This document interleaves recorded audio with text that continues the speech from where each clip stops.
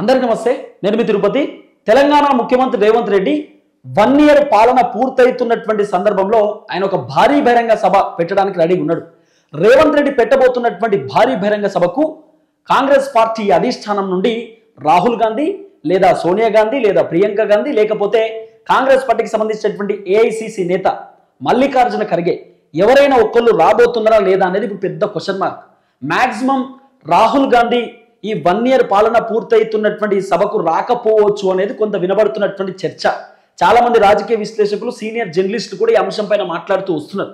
ముఖ్యమంత్రి రేవంత్ రెడ్డితో పాటు డిప్యూటీ ముఖ్యమంత్రి బట్టి విక్రమార్క, కాంగ్రెస్ పార్టీకి సంబంధించినటువంటి మంత్రులు, కొంతమంది కాంగ్రెస్ కి సంబంధించినటువంటి నేతలు వీళ్ళందరూ పోయి అధిష్టానంకి లేఖ ఇచ్చారు. లేఖ మీన్స్ ఇన్విటేషన్ లెటర్ ఇచ్చి, సార్ మేము డిసెంబర్ 1వ తారీఖు నుండి డిసెంబర్ 9వ తారీఖు దాకా మేము 1 ఇయర్ పాలనకు సంబంధించినటువంటి సెలబ్రేషన్ చేసుకోబోతున్నాం.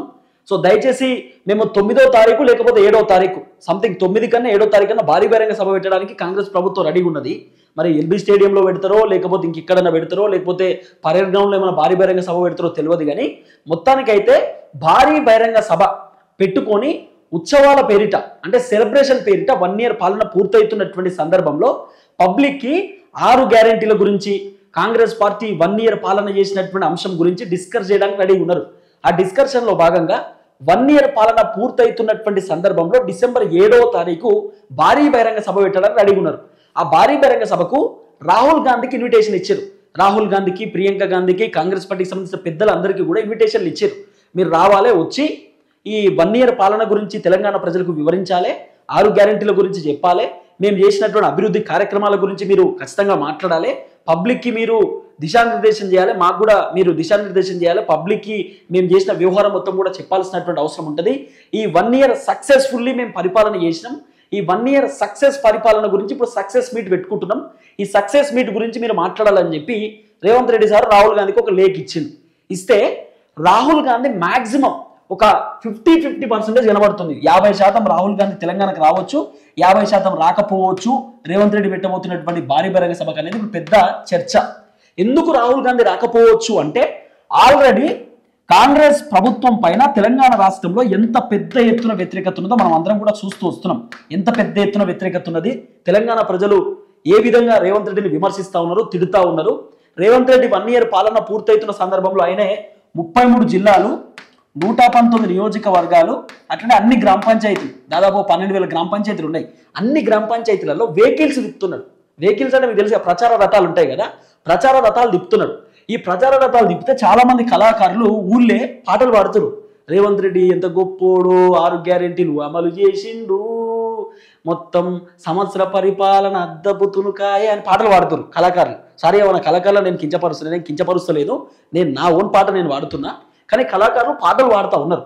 సో కళాకారులు పాట పాడేటటువంటి అంశంలో అక్కడ ఉన్నటువంటి జనాలు మీరు పాటలు పాడకండి, ఇమ్మీడియట్లీ ఇక్కడ నుండి వెళ్ళిపోండి, అసలు ఏం చేసింది రేవంత్ రెడ్డి అని చెప్పి రేవంత్ రెడ్డి గురించి మీరు గొప్పగా పాటలు పాడుతున్నారు, ఆయన చేసింది ఏం లేదు కదా, ఆయన చేసింది గుండు సున్నా, ఫస్ట్ ఇమీడియట్లీ మీరు ఇక్కడ నుండి వెళ్ళిపోండి అని చెప్పి చాలా మంది అక్కడ ఉన్నటువంటి రైతులు, గ్రామస్తులు అందరూ కూడా కళాకారులను ఎల్లగొడుతున్నారు. అవసరం లేదు, మీరు పాటలు పాడుకున్నారు, అవసరమే లేదు, ఇక్కడ రేవంత్ రెడ్డి గురించి ఏం చెప్పకుర్రి, ఆయన 6 గ్యారెంటీలు 100 రోజులలో చేస్తా అని చెప్పిండు. ఆయన 6 గ్యారెంటీ లేదు, ఆయన కథ లేదు, ఆయన వ్యవహారం లేదు, ఆయన ఏం చేస్తున్నారని చెప్పి 1 ఇయర్ సెలబ్రేషన్ చేసుకుంటున్నారు. మీరు ఏం చేసిరని ఉత్సవాలు అనేటటువంటి పేరిట మీరు ఈ వెహికల్స్ పెట్టుకొని తిరుగుతూ ఉన్నారు.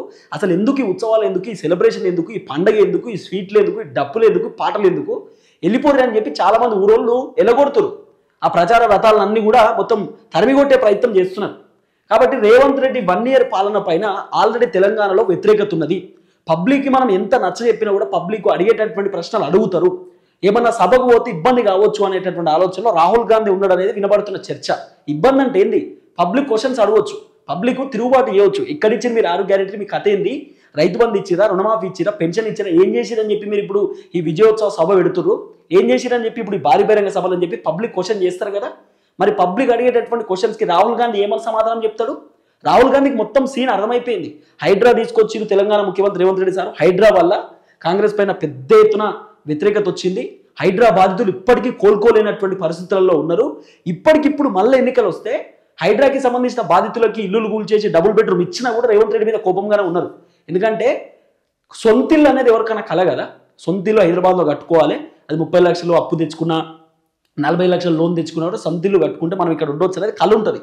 ఆ సొంత ఇల్లు కట్టుకుంటే Revanth Reddy FTL buffer zone పేరిట ఇల్లులు కూల్చేసి డబుల్ బెడ్రూమ్ కేసీఆర్ కట్టించినటువంటి అగ్గిపెట్టె లాంటి డబుల్ బెడ్రూమ్ ఇల్లులు ఇచ్చిండు. అయినా కూడా హైదరాబాద్లో కోపం తగ్గలే. మేము సొంతంగా కొనుక్కున్నటువంటి ఇల్లు కట్టుకున్న ఇల్లును కూల్చేసిండు రేవంత్ రెడ్డి. మేము ఖచ్చితంగా రేవంత్ రెడ్డి పైన మేము ఎట్లా పగ తీర్చుకోవాలి, ఓట్లతోటే కదా, వచ్చే ఓట్ల పండగ నాడే మేము చూసుకుంటాం రేవంత్ రెడ్డి కథ అనేది హైడ్రాకి సంబంధించినటువంటి బాధితుల ఆలోచన కూడా ఉన్నది. కాబట్టి GHMC ఎలక్షన్లో రేవంత్ రెడ్డి పని చెప్తాం అనేది హైడ్రాకి సంబంధించినటువంటి ఆ బాధితులకు సంబంధించిన వ్యవహారం. ఇదొకటి. హైడ్రాకి సంబంధించిన వ్యవహారంలో చాలా వ్యతిరేకత వచ్చింది ప్రభుత్వం పైన. తర్వాత మూసి ప్రక్షాళన చేస్తాం, మేము మూసికి సుందరీకరణ చేస్తామని చెప్పినారు. మూసి పక్కన ఉన్నటువంటి కుటుంబాలను కూడా మొత్తం వెలదేసేటటువంటి ప్రయత్నం చేసి ఎక్కడికక్కడ ఎల్లగొట్టేటటువంటి కార్యక్రమంలో ఉన్నారు. మూసి పక్కన ఉన్నటువంటి కుటుంబాలు గజగజాన్ని వణుకుతారు. అయ్యో ఎప్పుడు వచ్చి మమ్మల్ని ఇక్కడ నుండి లేపుతారో, ఎప్పుడు వచ్చి మా ఇల్లులు కూల్చేస్తారో, ఎప్పుడు వచ్చి FTL బఫర్ జోన్ అంటారో, మమ్మల్ని ఎప్పుడు ఇబ్బంది పెడతారో అని చెప్పి చాలా మంది ఇప్పుడు ఆందోళనలో ఉన్నారు. కాబట్టి మూసికి సంబంధించిన ఆ బాధితులు కూడా చాలా మంది ప్రభుత్వం పైన వ్యతిరేకంగా ఉన్నారు. తర్వాత రైతు బంధు ఇవ్వలే, జూలైలో ఇవ్వాల్సిన రైతు బంధు ఇప్పటిదాకా రాలే, రైతులు కూడా వ్యతిరేకంగా ఉన్నారు. మహిళలకు 2500 రూపాయలు ఇస్తా అని చెప్పారు. ఓన్లీ RTC బస్సు ఉచిత బస్సు ఇచ్చారు అంతే. మహిళలు కూడా చాలా పెద్ద ఎత్తున వ్యతిరేకంగా ఉన్నారు. వృద్ధులు, ముఖ్యంగా మనం వృద్ధుల గురించి మాట్లాడుకోవాలి. వృద్ధులు 4000 రూపాయల పెన్షన్ అని చెప్పిండు రేవంత్ రెడ్డి సార్. 4000 రూపాయల పెన్షన్ రాలే. 6000 రూపాయల పెన్షన్ వికలాంగులకు అని చెప్పిండు, రాలే. తర్వాత రైతు బంధు కూడా 15000 రూపాయల చొప్పున రాలే. తర్వాత పంట బోనస్ అని ఇప్పుడు స్టార్ట్ చేసిరు, 500 రూపాయల పంట బోనస్ ఇప్పుడు స్టార్ట్ చేసిరు. ఇంకా రైతు బంధు అట సంక్రాంతి లోపిస్తారు అట, వేరే విషయం. ఇవన్నీ చేస్తా అని చెప్పినారు, చేయలే. తర్వాత నిరుద్యోగులు అయితే మండి పడుతున్నారు. నిరుద్యోగ భృతి 4000 రూపాయలు ఇస్తా అని చెప్పారు, ఇవ్వలేదని చెప్పి. తర్వాత కళ్యాణ లక్ష్మి కింద వీళ్ళు తులం బంగారం అని చెప్పారు. తులం బంగారం కూడా ఇప్పటిదాకా గతి లేదు. అదే తులం బంగారం ప్లేస్లో ఇంకా చెక్కులే వంచుతారు, కళ్యాణ లక్ష్మి చెక్కులే వంచుతారు. ఇంకా ఆ చెక్కులు రానికి ఇంకో 2 నెలలు పడతాయి. ఆ చెక్కులు ఇవ్వాలిస్తే 2 నెలల తర్వాత పైసలు వస్తాయో రావో కూడా తెలియదు. గిట్లున్నది వీళ్ళ వ్యవహారం. మొత్తాన్ని మీద కాంగ్రెస్ ప్రభుత్వం పైన తెలంగాణ ప్రజలు వ్యతిరేకంగా ఉన్నారు. దాదాపు వ్యతిరేకత 65% వ్యతిరేకత ఉన్నది ప్రభుత్వం పైన, 65% వ్యతిరేకత. దాదాపు 35% మాత్రమే కొంత రేవంత్ రెడ్డికి సానుకూలంగా ఉన్నారు ప్రజలు. దాదాపు 65% వ్యతిరేకత రేవంత్ రెడ్డి మూట కట్టుకున్నాడు ఈ సంవత్సర పరిపాలన. కాబట్టి రేవంత్ రెడ్డి ఈ పరిపాలన, రేవంత్ రెడ్డి వ్యతిరేకత, ప్రభుత్వం పైన ఉన్నటువంటి వ్యతిరేకత అంతా రాహుల్ గాంధీకి తెలిసింది. ఎందుకంటే రాహుల్ గాంధీ ఎప్పటికప్పుడు సర్వే చేపిస్తుండు అన్ని రాష్ట్రాల మీద, ఎట్లున్నది వ్యవస్థ, ఎట్లున్నది పరిస్థితి, తెలంగాణలో ఏ విధంగా ఉన్నది వ్యవహారం. ఎందుకంటే మొట్టమొదటిసారి తెలంగాణ ఏర్పడిన తర్వాత కాంగ్రెస్ అధికారంలోకి వచ్చింది కదా, పబ్లిక్ ఏమనుకుంటున్నారు, పబ్లిక్ ఒపీనియన్ ఏంది, ఈ 1 ఇయర్ పాలన ఎట్లున్నదని చెప్పి రాహుల్ గాంధీ కూడా సర్వే చేపిస్తుండట. సునీల్ కన్గోలు ఉన్నాడు కదా, సునీల్ కన్గోలు ఎప్పటికప్పుడు రాహుల్ గాంధీకి ఇన్ఫర్మేషన్ ఇస్తూనే ఉన్నాడు. అలాగే కాంగ్రెస్ పార్టీకి సంబంధించినటువంటి సీనియర్ లీడర్లు, మంత్రులు కూడా అధిష్టానానికి ఎప్పటికప్పుడు ఇన్ఫర్మేషన్ ఇస్తూనే ఇక్కడ జరుగుతున్న ప్రతి పరిణామాన్ని చెప్తూనే ఉన్నారు. కాబట్టి రాహుల్ గాంధీ ఒక క్లారిటీతో ఉన్నాడు. ఒకవేళ తెలంగాణకు పోయి భారీ బహిరంగ సభలో నిల్చొని నేను ఏమని మాట్లాడాలి, ఏమని చెప్పాలి, 6 గ్యారెంటీలు మొత్తం పూర్తయినాయి అని చెప్పాలనా, లేకపోతే మొత్తం భారీ బహిరంగ సభలో నేను తెలంగాణ ప్రజలందరూ అద్దపు తునుకైపు తెలంగాణ ప్రజలందరూ బాగుపడ్డారని చెప్పాలనా, ఏం చెప్పాలనేది డైనమాలో ఉన్నాడట రాహుల్ గాంధీ. కాబట్టి రాహుల్ గాంధీ 50-50 ఛాన్సెస్, వస్తే రావచ్చు లేకపోతే రాకపోవచ్చు అనేది ప్రధానంగా వినబడుతున్న చర్చ. ఒకవేళ రాహుల్ గాంధీ రాకపోతే పబ్లిక్ మనల్ని నమ్మరు, పబ్లిక్ మనల్ని చీదరించుకుంటారు. పబ్లిక్ పెద్ద ఎత్తున చివరనే చెప్తారు కదా, మన లాంటి వాళ్ళు అందరూ చెప్తారు కదా, రాహుల్ గాంధీ అంత పెద్ద వ్యక్తి రాలే కాంగ్రెస్ 1 ఇయర్ పాలన సెలబ్రేషన్కి. మళ్ళీ ఢిల్లీ పార్టీ కదా, గల్లీ పార్టీ కాదు కదా కాంగ్రెస్ అంటే. బీఆర్ఎస్ అంటే గల్లీ పార్టీ కాబట్టి బీఆర్ఎస్ వాళ్ళు సెలబ్రేషన్ చేసుకున్నా చేసుకోకపోయినా కేసీఆర్ రావాలి పోవాలి కథ ఉంటుంది. కానీ ఢిల్లీ పార్టీ పెద్ద పార్టీ, జాతీయ పార్టీ కదా, 100 సంవత్సరాలకు సంబంధించినటువంటి చాలా పెద్ద పార్టీ కదా, ఓల్డ్ పార్టీ కదా కాంగ్రెస్ పార్టీ. మరి మొత్తం ఢిల్లీకి సంబంధించినటువంటి ఓనర్లు కదా పార్టీకి, రాహుల్ గాంధీ ఓనర్ కదా. మరి ఓనరు 1 ఇయర్ సెలబ్రేషన్కి రాకపోతే ఎట్లుంటుంది పరిస్థితి? ఇప్పుడు అదే పెద్ద చర్చ.